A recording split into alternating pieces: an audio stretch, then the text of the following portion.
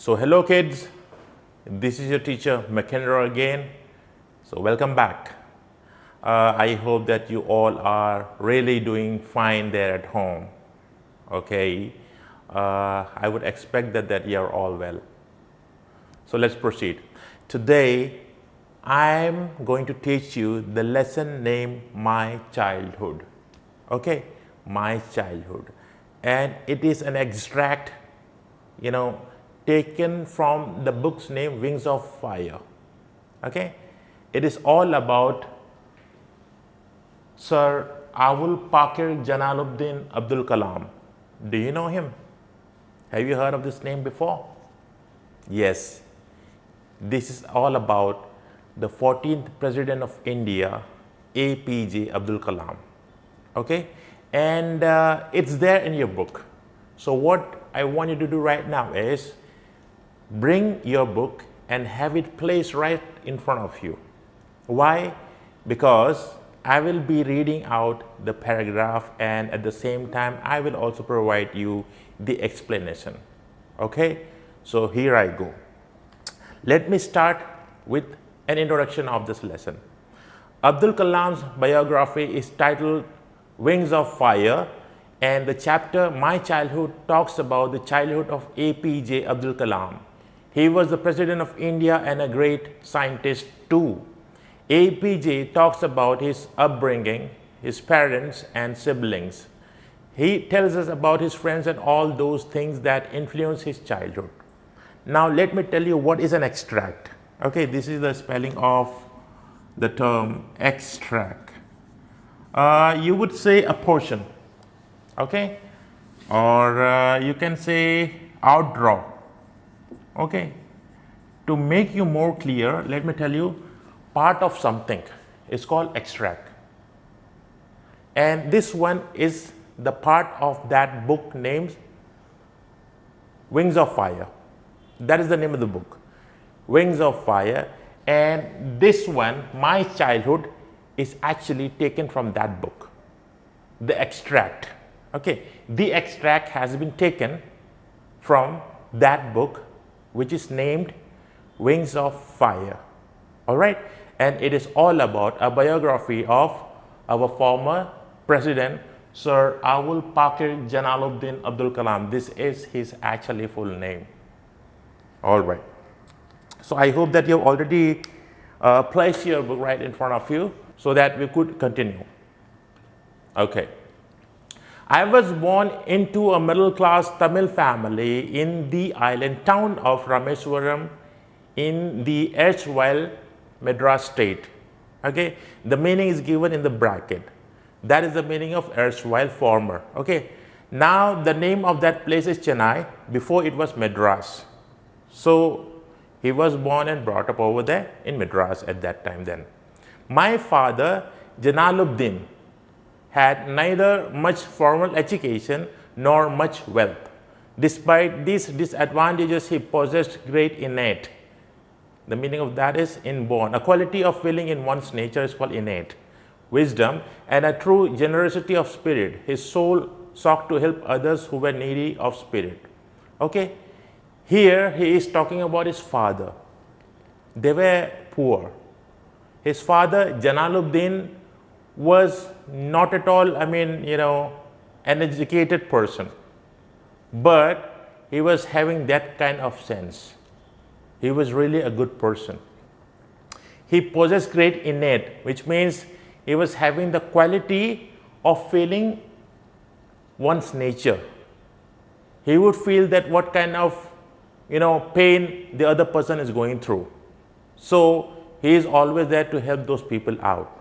So just imagine if the father of such person was like that, then obviously the son would be also a greater person, right? So this is the story about APJ Abdul Kalam. So here I continue with the next paragraph. He had an ideal helpmate in my mother, Asiamma. That is the name of his mother, Asiamma. And again, the mother was not so educated, of Mr. APJ Abdul Kalam, and I do not recall the exact number of people she fed every day, but I am quite certain that far more outsiders ate with us than all the members of our own family put together. I was one of many children, a short boy with rather undistinguished ordinary or common looks, born to tall and handsome parents. We lived in our ancestral house, which was built in the middle of the 19th century. It was a fairly large pakka house. You know the meaning of pakka house, right? Pakka house means made of limestone and brick on the Mosque Street in Rameswaram. So his house was nearby to a mosque. Okay, mosque means masjid. All right. My austere, see, just try to look at the meaning of that word austere, simple, strict and severe. Father used to avoid all inessential comforts and luxuries. However, all necessities were provided for in terms of food, medicine or clothes. In fact, I would say mine was a very secure childhood, both materially, means in terms of things like clothes, food, medicine and emotionally. Okay. See, though they were not rich, but they were, they were having shelters, they were having food to eat. So they were just happy. And Sir APJ Abdul Kalam is saying that he was born to a family where he was seriously happy, and I would say that, he was just admiring them as well. Tall and handsome father. Okay. The Second World War broke out in 1939 when I was 8 years old. For a reason I have never been able to understand, a sudden demand for tamarind seeds erupted in the market. I used to collect the seeds and sell them into a provision shop on Mosque Street. A day's collection would fetch me the princely sum of 1 anna. That is the time when we used to call this rupees as anna. Okay, an old Indian coin worth about 6 paise. You are not able to see all those paise nowadays. Okay, like 10 paise even, they are never to be found. So at that time, during his childhood, he would be, earning such kind of anna. Whenever his father gives him some anna, whenever he will be gone to the market to sell tamarind seeds. At that time it was really famous and it was very popular to sell off tamarind seeds. You know tamarind? T-A-M-A-R-I-N-D. It's a kind of a fruit which is sour. Okay. So he used to sell those tamarind seeds in the market, and he would be getting in return 1 anna or 2 annas. Okay. And those are the terms for Indian currency at that time. I mean the coins and all. My brother-in-law Jalaluddin would tell me stories about the war which I would later attempt to trace in the headlines in Dinamani. Okay, his brother-in-law, whose name was Jalaluddin, would tell him the stories about the war which broke out. It was about the Second World War that time, right, in 1939. So he later attempted to trace in the headlines in Dinamani. Dinamani is the name of a newspaper, a Tamil newspaper at that time. Our area being isolated, isolated means lonely and which is cut off from the main town or the main hub of the city, you would say, was completely unaffected by the war. Okay, that was one of the benefit of them, because they were not nearby to any city, village or town. So just because of that, it was not affected by the Second World War. But soon India was forced to join the Allied forces. Okay, Allied forces means the armies of UK, USA and Russia during the Second World War. Those were the powerful countries at that time during the Second World War. So India was forced to join them. Okay, try to remember this. India was forced to join the Allied armies by the US and UK and Russia during that time, that period of time. And something like a state of emergency was declared. The first casualty meaning is loss, came in the form of the suspension of the train halt at Rameswaram station. Suspension, the meaning of that is end, or just like you would say suspended for some time. Okay. whenever something is avoid to be doing some kind of activity. That's called suspension.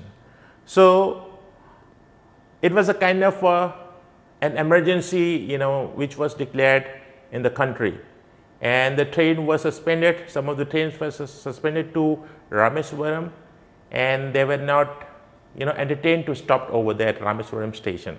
The newspaper now had to be bundled and thrown out from the moving train on the Rameswaram road between Rameswaram and Dhanushkodi. Okay. So now it was really difficult for some people to maintain and manage everything, since the train was not stopping over there, and it was not asked to stop over there at Rameswaram station due to the war. Okay. And those newspapers were supposed to be thrown out of that train. Why? Because those people who are collecting those newspapers, they will have to sell them off, right? Okay, let's just continue and then you will get to know. That forced my cousin Samsuddin, his cousin's name is Samsuddin, who distributed newspaper in Rameswaram, to look for a helping hand to catch the bundles, and as if naturally, I filled the slot. Now, I think you're getting this. Here, his cousin Samsuddin was picking those newspapers, and he would go to the town or villages to sell them off. Okay, like we are receiving those newspapers nowadays from those boys, right? They will be there to provide you those newspapers and all that. The same thing was happening with them. Like at that period of time, Samsuddin was the person who was collecting those bundles of newspapers, and who would be throwing them to the customers or the people who were needing them. Okay. So at that particular time, Samsuddin was needing a person, a helping hand. So who was the person at that time who was available? It was Sir APJ Abdul Kalam. All right. So he was the person who could be helping his cousin Samsuddin in fetching those newspapers and selling them off. All right. Samsuddin helped me earn my first wages. Half a century later, I can still feel the surge of pride in earning my own money for the first time. Half a century later means after a period of 50 years. Every child is born with some inherited characteristic into a specific socio-economic, in terms of money, and emotional environment, and trained in certain ways by figures of authority. I inherited honesty and self-discipline from my father, from my mother. I inherited faith in goodness and deep kindness, and so did my 3 brothers and sisters. Definitely. He was so fortunate to be born in that family where the father is not so strict and not so rich and educated, but he was an honest person, a kind-hearted person as well at the same time. Okay. So because of that, Sir APJ Abdul Kalam was really fortunate to be born in that family. I had 3 close friends in my childhood. He is talking about himself again here. Ramnath Sastri, he is talking about his childhood friends, and their names are Ramnath Sastri, Arvindan and Shiv Prakashan. Okay. All these boys were from Orthodox Hindu Brahmin families. Sir APJ Abdul Kalam was a Muslim fellow, a Muslim person. Okay. And his childhood friends were actually from that Orthodox family of Hindu Brahmin. I hope that you are getting that word, Orthodox. What do you mean by Orthodox? O-R-T-H-O-D-O-X. O-R-T-H-O-D-O-X. Orthodox means, the strict in religion. Okay. The one who really worship one religion, who is actually particular about that religion. Okay. So those people, his childhood friends like Ramnath Sastri, Arvindan and Shiv Prakashan, they belonged to, or they were from the Hindu Brahmin family, which were orthodox, strict about the religion. As children, none of us ever felt any difference amongst ourselves because of our religious differences and upbringing. In fact, Ramanatha Sastri was the son of Pakshi Laxman Sastri, the high priest of the Rameswaram temple. Later, he took over the priesthood of the Rameswaram temple. From his father, Arvindan went into the business of arranging transport for visiting pilgrims, and Siv Prakasan became a catering contractor for the Southern Railways. Okay. During the annual Sri Sita Rama Kalyanam ceremony, our family used to arrange boats with a special platform for carrying idols of the Lord from the temple to the marriage site. Situated in the middle of the pond called Rama Trita, which was near our house, Rama Kalyanam ceremony is known as Kalyanotsav. It means marriage festival. In South India, marriage is known as Kalyanam.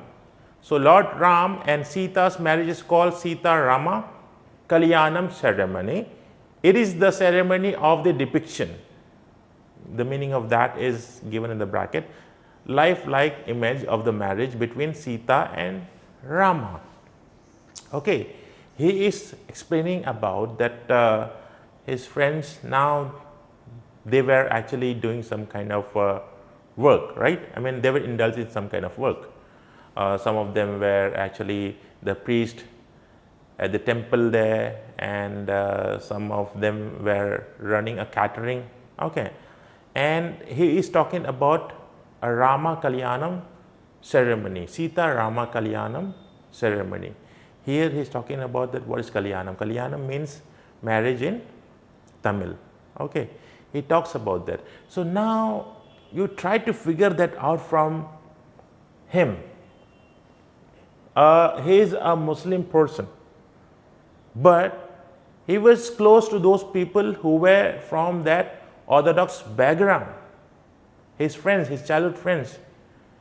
But then there were no such kind of disturbance over there at that time. Just imagine about the world which there is no fight about the religions, right?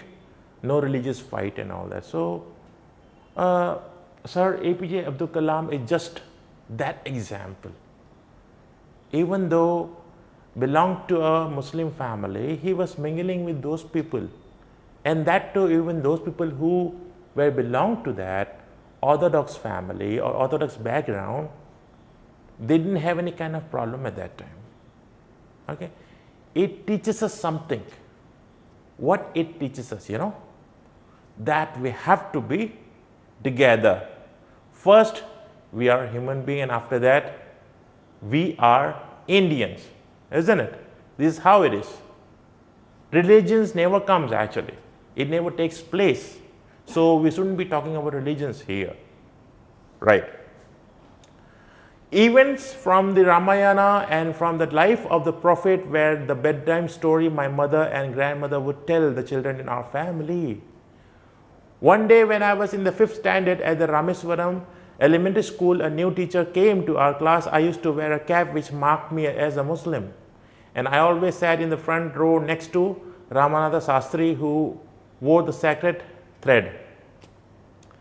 Even his mother and grandmother used to tell them the stories about the prophet and also about Ramayana, the Ramayana stories and all that. Okay, they would be talking about and telling them the stories of Prophet Muhammad and Sita Ram, that is actually from the Ramayana. How could that be, right? Even parents were just, I mean, like teaching them and telling them the stories of Ramayana and Prophet Muhammad. Okay, this is how the family was, and this is how actually he was brought up by the parents. The new teacher could not stomach, the meaning of that is could not tolerate, a Hindu priest's son sitting with a Muslim boy. In accordance with our social ranking, as the new teacher saw it, I was asked to go out and sit on the back bench. I felt very sad, and so did Ramanatha Sastri. He looked utterly downcast. That means upset or depressed. As I shifted to my seat in the last row, the image of him weeping when I shifted to the last row left a lasting impression on me. Okay. One of the teachers who just came there didn't like that a priest's son, a pandit's son is sitting along with a Muslim boy, so he never liked it, so he just asked them to shift that place separately. Okay, this is how they were forced to, or they were asked by the teacher at that time. After school, we went home and told our respective parents about the incident. Lakshman Sastri summoned the teacher, called the teacher, and in our presence told the teacher that he should not spread the poison of social inequality and communal intolerance in the minds of innocent children. That is an important line and statement. Okay, this is what Lakshman Sastri, who happened to be father of his friend, okay, and he told that teacher that please he should not spread the poison of social inequality and communal intolerance in the minds of innocent children. He bluntly, that is the meaning of that, speaking in a dialect and honest way, even if this offends or upset people, asked the teacher to either apologize or quit the school and the island. Not only did the teacher regret his behavior, but the strong sense of conviction Lakshman Sastri conveyed ultimately reformed this young teacher. Okay, so this is what happened. On the whole, the small society of Rameswaram was very rigid in terms of the segregation of different social groups. However, my science teacher, Siva Subramaniam Iyer, though an orthodox, one who follows the religion strictly again, Brahman with a very conservative traditional wife, was something of a rebel. He did his best to break social barriers so that people from varying backgrounds could mingle easily. He used to spend hours with me and would say, Kalam, I want you to develop so that you are on par with the highly educated people of the big cities. There were times when such kind of things were also, taking place in the society, but there were good people also who were avoiding such things. Like one of the examples is there, again from the Orthodox Brahmin family, science teacher, Siva Subramaniam Iyer, okay, whose wife was supposed to be a conservative one also, a traditional one. And he told Sir APJ Abdul Kalam that, see Kalam, that I want you to study hard because I want you to, go to the cities and do something really great. Okay, this is what his teachers advised him. One day he invited me to his home for a meal. His wife was horrified at the idea of a Muslim boy being invited to dine in her ritually pure, the meaning of that is kept protected from all outside influences for the observations of religion kitchen. Okay, Sir APJ Abdul Kalam in his childhood was invited by Siva Subramaniam Iyer, that is the science teacher, who told him that he wants him to go to the cities and do something great where he could be known by people, okay, where he could do something for the country, for the society, for the locality. So he was invited, and as I told you that the wife of the science teacher is a conservative person, a traditional person, okay. When Abdul Kalam was invited to their house to have dinner with them, she was horrified completely. She was telling that how could be a Muslim boy invited to our house to have dinner with us? How can he dine with us? And it was about the kitchen also, that see, I have been protecting this kitchen. I mean, I don't want any kind of outside influences to be here. So just imagine, like the thoughts of such people. Nor did he get angry with his wife, but instead served me with his own hands and sat down beside me to eat his meal. Okay? She refused to serve me in her kitchen. The wife of the science teacher, Siva Subramaniam Iyer, was not ready to serve Kalam, the food. Okay? And he himself, the science teacher, served Kalam. Fine.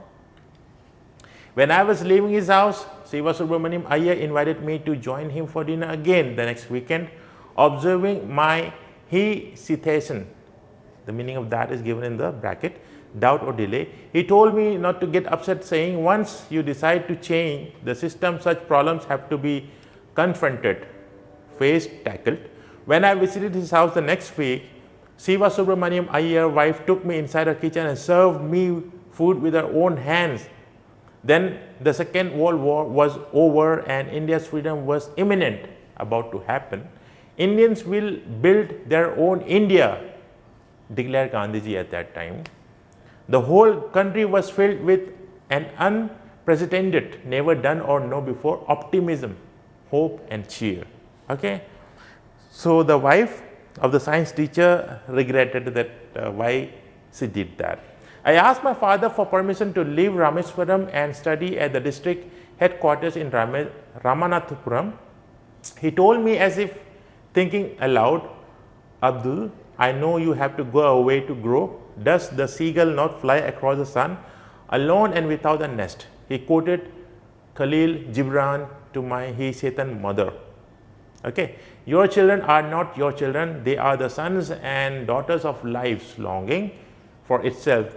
They come through you, but not from you. You may give them your love, but not your thoughts, for they have their own thoughts. That is actually one of the, I would say, stanzas by Gibran, Khalil Gibran, which his father quoted him when Kalam was actually, taking permission from his father that he wants to go to Ramanathapuram. Okay. Okay, kids, now this is a summary. So let me just read out to you, and after that you will understand everything. My childhood is an extract taken from the biography of APJ Abdul Kalam, Wings of Fire. I have told you this one earlier. He was a great scientist and also the 14th President of India. He was born in a middle-class Muslim family in 1931 in the island town of Rameswaram, Tamil Nadu. In his childhood, he was greatly influenced by his parents, his teachers and his friends. His father, Jalaluddin, was not highly educated, but he was a generous and kind person. He was not rich, but provided a secure childhood to Abdul and his siblings. Abdul inherited honesty and self-discipline from his father and faith in goodness and deep kindness from his mother. Kalam earned his first wages by working as a helping hand to his cousin Samsuddin, who distributed newspaper in Rameswaram. In his childhood, he had three close friends, Ramanatha Sastri, Arvindam and Siva Prakashan. Once when he was in 5th standard, a new teacher asked him not to sit in front row along with the high caste Brahmin boys. Abdul found Ramanatha Sastri weeping as he went to the last row. This made a lasting impression on Abdul. Okay. Abdul was also greatly influenced by his science teacher, Siva Subramaniam Iyer. He learned the lesson of breaking social barriers from him. Iyer invited him to his home for a meal. His wife refused to serve food to a Muslim boy in a pure kitchen. Iyer served him with his own hands and sat down beside him to eat his meal. He convinced his wife to serve meal with her own hands and thus was successful in changing her conservative attitude. For higher education, Abdul Kalam sought permission from his father to leave Rameswaram and study at the district headquarters in Ramanathapuram. His father said that Abdul had to go a long way in life, just like a seagull bird which flies long distances. He calmed down APJ's reluctant mother by quoting Khalil Gibran's poem. Your children, he said that her children could not be dominated by her because they had their own thoughts. They did not belong to her but were a result of life desire for itself. He asked her to give them freedom to fulfill their thoughts. Now kids, the question and answer section. There is the first question, where was Abdul Kalam's house? And the second question is, what do you think Dinamani is the name of? Give a reason for your answer. So what you have to do is, because you will not be able to write them down immediately, so I want you to take up your mobile phone and just take the snapshot of that question and answer. Question number 3, who were Abdul Kalam's school friends and what did they later become? Okay. Question number 4, how did Abdul Kalam earn his first wages? And question number 5, had he earned any money before that, in what way? Okay. The question is, and the answer is provided over there. Please just take the snapshot. Okay, kids. So that was all of it. So I hope to see you next time in my next class with a new lesson to be taught to you. There are some questions which I have left for you. Okay. And easily you will find out the answer over there whenever you read the paragraph over there in your book. So it's me, your teacher McKenroe. Hashtag stay safe, stay healthy. Goodbye.